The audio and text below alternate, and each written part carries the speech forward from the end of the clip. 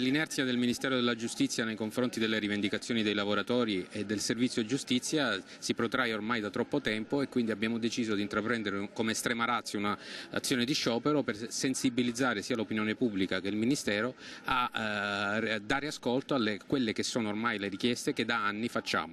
Amministrativi di tribunali e procure hanno incrociato le braccia per lo sciopero nazionale del personale proclamato da CGIL, CISL, UIL e da UILPA.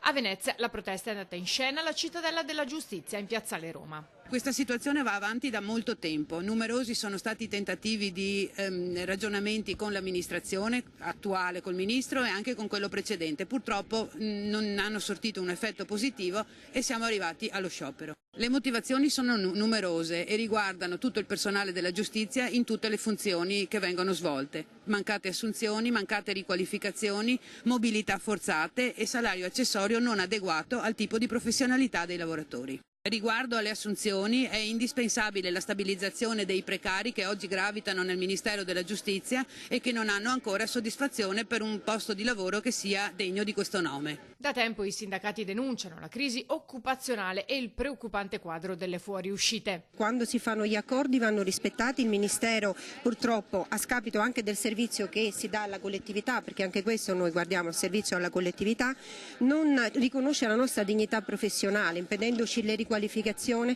impedendoci di avere dei ruoli che ci spettano dopo tanti anni di servizio e soprattutto per alleviare i carichi di lavoro che sono veramente enormi.